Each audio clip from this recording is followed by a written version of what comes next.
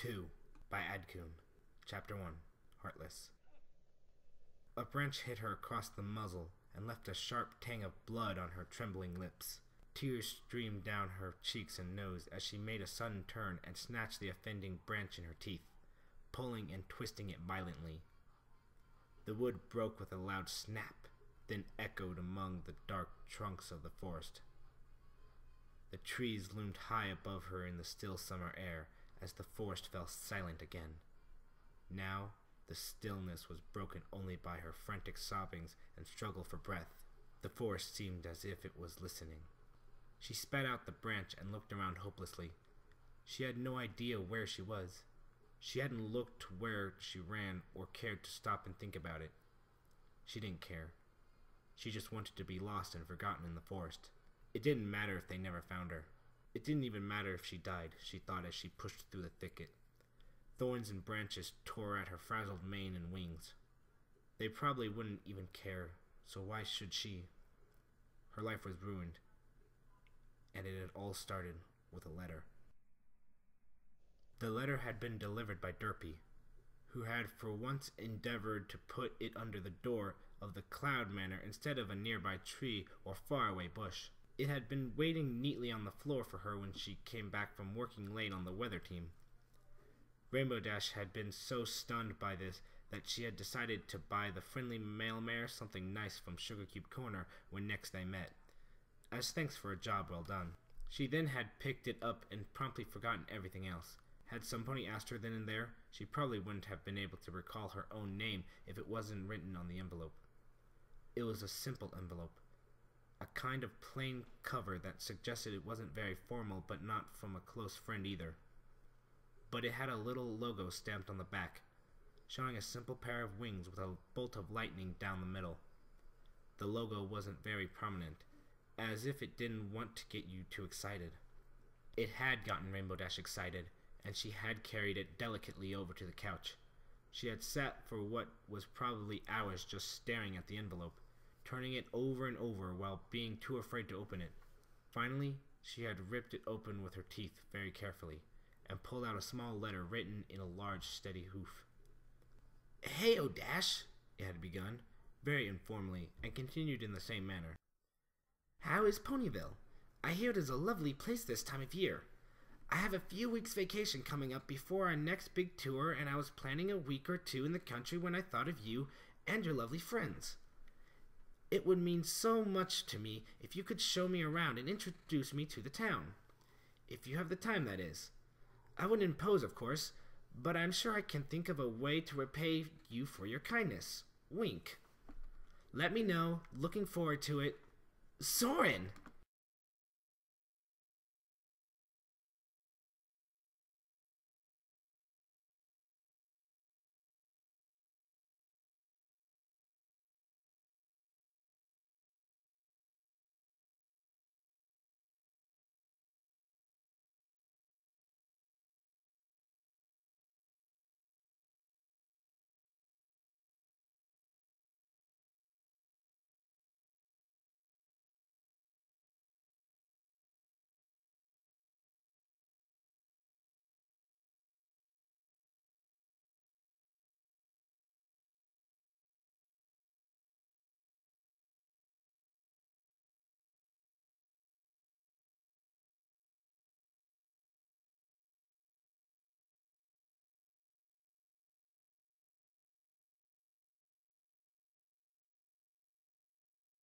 Twilight Sparkle had left 2 days earlier on a vacation of her own, presumably on the advice of the princess, because Twilight would never take a vacation if it wasn't more or less in order.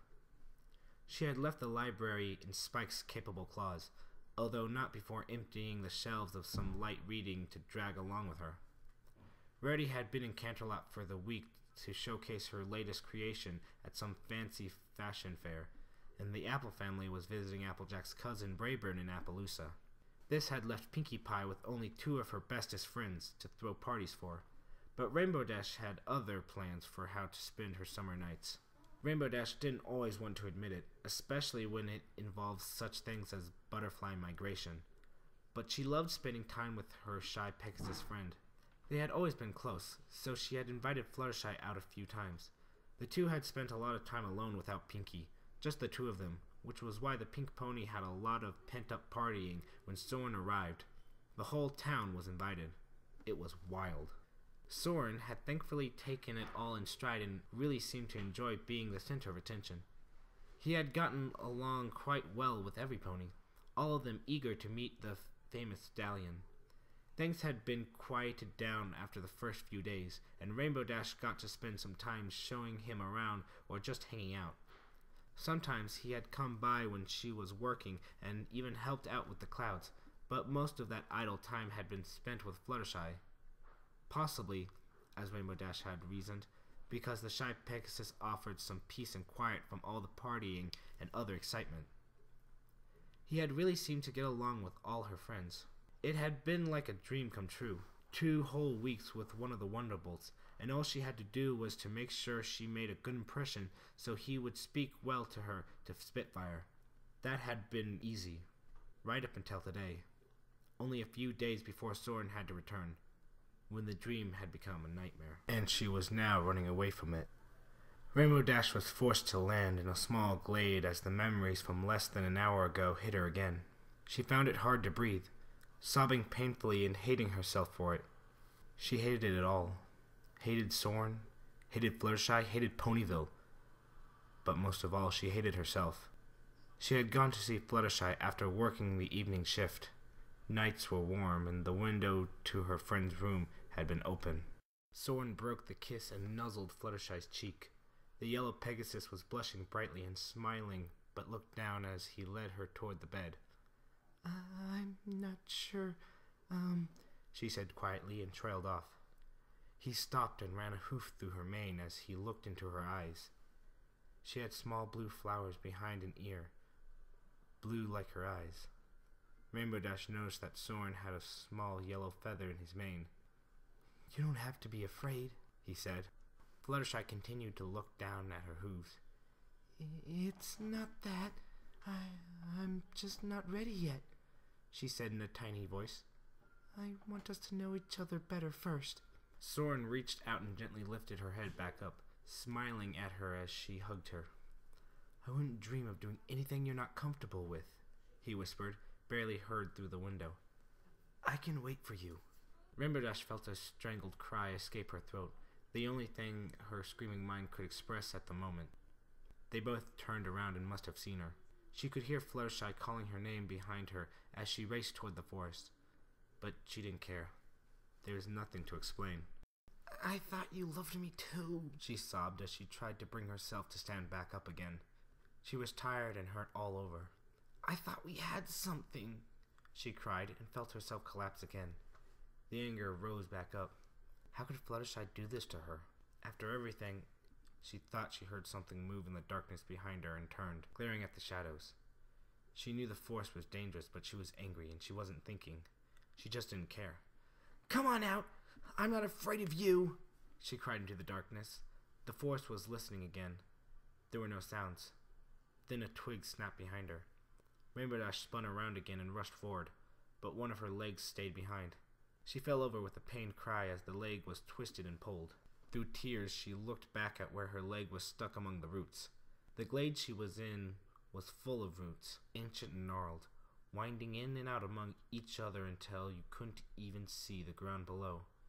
She tried to pull herself free, but the pain almost made her faint. Something touched her other hoof.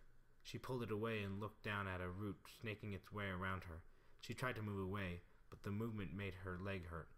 Angrily, she lashed out at the root, hitting it hard.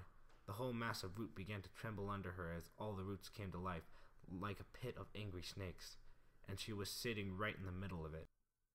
Desperately, she clenched her teeth hard and pulled at her leg. The world exploded in a red daze of pain as the hoof came free, but before she could regain herself, a root caught her across the face, knocking her over.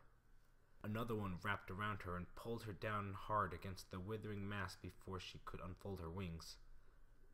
Rainbow Dash cried as she struggled against the roots, but they were all over her now. She gasped for breath as a thick root wrapped around her neck and slowly tightened its grip.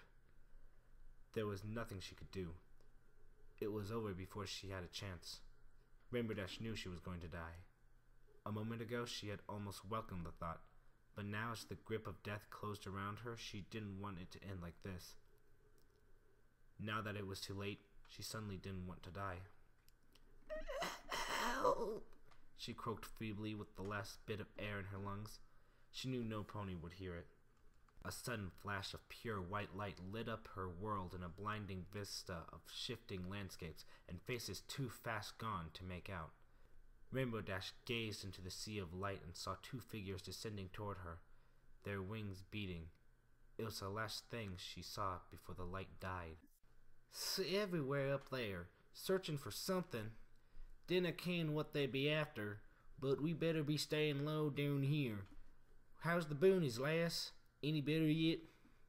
So that's how angels talk, Rainbow reflected vaguely as words and unfamiliar voices filtered through to her. She thought she could hear a river nearby as she listened, and the air felt damp. "Out like a light," another voice said, almost right by her ear. It was a stallion's voice, and somehow more like she had imagined the voice of an angel, if only because she had never imagined angels with an accent. It was a strong but pleasant voice. "Aye, there's a blessing," the first voice said. It was a mare's voice, quite soft and weary. "Ye be keeping an eye on her in case, will ye?" There was a moment of silence. Rainbow felt like she was being carried through the air, her aching body dangling from a pair of strong hooves. After a while, the stallion spoke up again. He sounded worried. "It wasn't natural, I tell you. I don't like it. And I still don't think she's—" Aye, look, I dinna ken what's up either, but the Queen will want to know right quick. So giddy up and let's get the pure lass." Rainbow didn't catch the last words. The voice faded and soon seemed to come from very far away. She groaned before unconsciousness took her again. "Rainbow Dash," a voice called. Dash blinked. Was it a dream? "Rainbow! Oh no. Rainbow Dash, can you hear me?" She coughed painfully, tasting the blood on her tongue, and looked up through a haze of pain into a pair of purple eyes. "Twilight," she managed to say before she passed out for what felt like a second time. "Light," she whispered. A cool mist of rain washed her face and woke her from the dream. It was silent except for the wind in the leaves and the sound of falling water. For a moment she lay in silence, her mind blank. Slowly memories returned, dream-like wisps at first but quickly taking root. She groaned as her body remembered the pain and opened her eyes slowly. A figure sitting nearby had turned to look at her in the dim light of the moon filtering through the dense leaves of the trees. "Welcome back to the land of the living," he said, while working with something she couldn't see. The stallion was dressed in black and purple with yellow lightning patterns. Rainbow recognized the uniform instantly. "We almost thought you were gone for good back there," he continued conversationally, looking again to see if she was still awake or had passed out again. "Would have been a hay of a downer, to tell the truth." He smiled brilliantly, although his eyes seemed to study her curiously. Rainbow tried to move. A stab of pain shot through her leg and made her cry. "Don't move," the shadow bolt cautioned as he got up and trotted the few steps toward her, carrying something in his teeth. He sat down next to her and held out a large leaf with a bit of water to her lips. "Drink this, then chew the leaf if you can. It'll help, or so I hear," he said, smiling when he realized that perhaps the words didn't sound so reassuring. "Newt's tail, plant. Not an actual newt's tail. Sorry if it's a little primitive, but we didn't count on being stuck out here. This was all I could find." "Who are you?" Rainbow asked before opening her mouth weakly to accept the drink. When she had finished, she took the dripping green leaf and chewed it slowly. It had a slightly sweet taste with a prickly aftertaste. "Call me Blaze," he said, and rubbed his hoof on his outfit. "Frostfell should be back any minute, and hopefully then we can get you to somewhere more comfortable." "Where are you taking me?" Rainbow managed to ask, feeling tired. She sank the leaf and blinked to keep her heavy eyelids from closing. "Somewhere safe and hidden. Blaze said as another Pegasus clad in black and purple appeared from among the nearby trees. "Don't worry about it, though. Just try to get some sleep." The mare stopped and pointed in the general direction of north. "They be heading toward the north, too. I reckon we can risk the fight from here." She looked down at Rainbow. "How's she doing?" Rainbow's eyelids closed slowly and her body relaxed as sleep returned. Some pony was crying. Dash tried to focus on the world around her. There was a fresh scent of flowers, and the air was cool and peaceful. She was on a bed from what she could tell. It was soft and warm. She lay for a while, taking in the sensations, trying to pick out the sounds. There were sounds and a voice. Dash's ears flicked as her attention was drawn to a conversation nearby.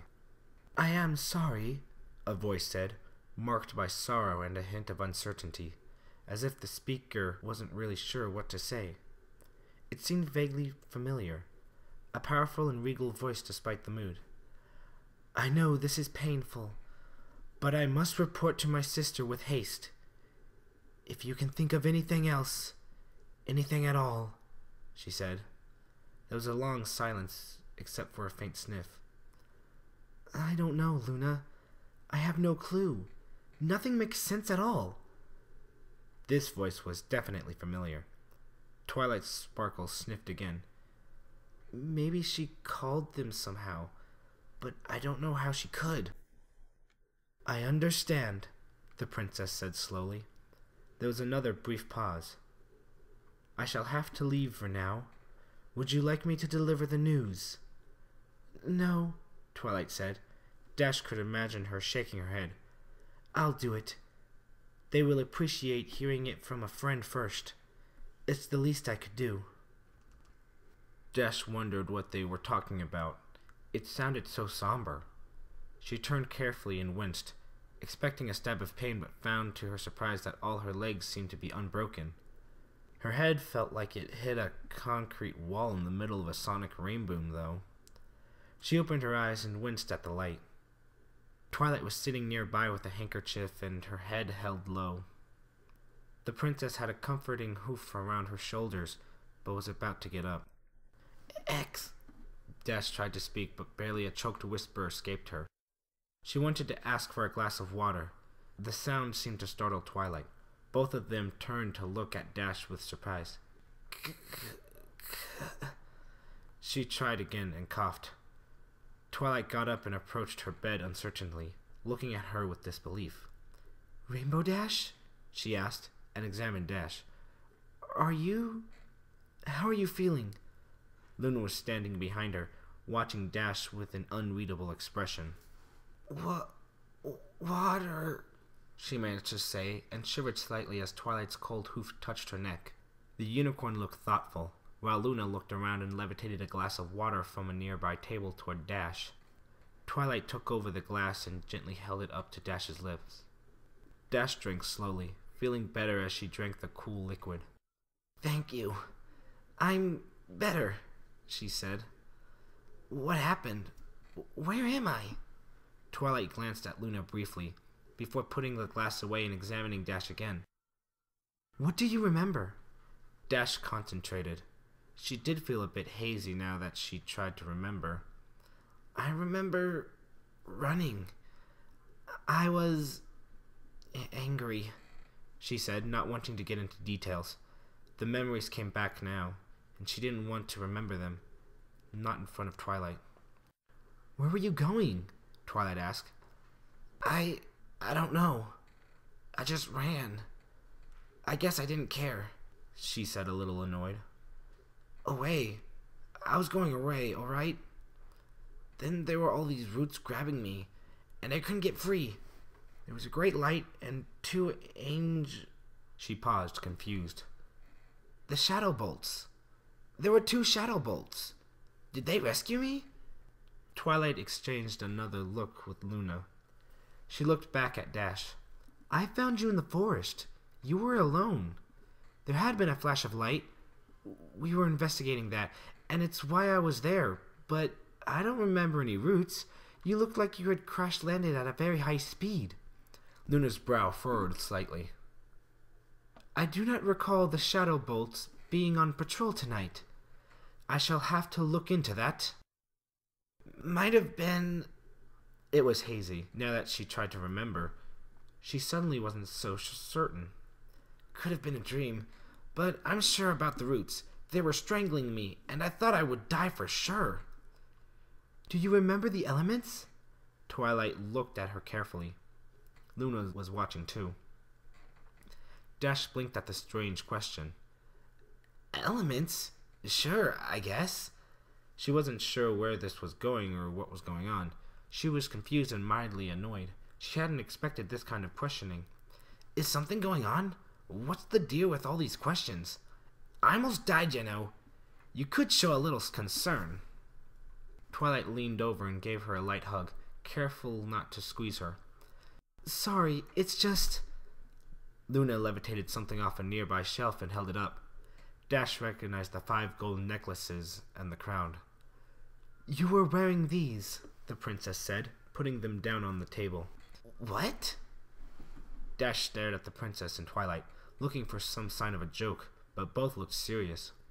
That's not right. Twilight nodded. Nevertheless, this is how I found you. Crashed in the forest with all 6 elements and no pony else around. They are the real thing, in case you're wondering. I would know. But they should be in the castle back at Canterlot under guard and ward. I don't know, Dash said, desperation creeping in now. Twilight looked down sadly. We had hoped you would remember something that might explain it. Dash didn't know what to say. I need to inform my sister, Luna said after a brief silence. I will return as soon as I am able, she added. There was a brief deepening of the shadows, like an inverse flash, and the princess was gone. Dash looked down at herself in the bed. She was in a small, well-decorated room with ancient stone walls and floor. There were flowers on the table, and the window was open to let in the cool night air. She lifted a hoof and inspected it. She was dirty, and her coat was covered with scratches and wounds, but she couldn't move all 4 legs without much pain. I could have sworn my legs were broken, she said quietly, bending the leg. Twilight watched her silently, before reaching out to take her front hoof in hers. I don't know about that either, but it is not the greatest mystery, she said, and placed a hoof on Dash's chest above her heart. Dash looked at her friend. She was looking back at Dash sadly, as if wanting for her to realize something. Dash wasn't sure what was expected of her. She looked down at where Twilight was holding her hoof over her heart. I don't understand. Me neither, and that's putting it mildly, Twilight said, and moved the hoof up a little to press firmly against Dash's neck. Dash, do you feel anything? Dash stared at the ceiling with a creeping realization. But... She looked at Twilight in horror, feeling a sudden panic rise in her chest. She was heaving as she breathed, but there was no heartbeat. I'm dead, then? Twilight removed her hoof slowly. I don't know, she said.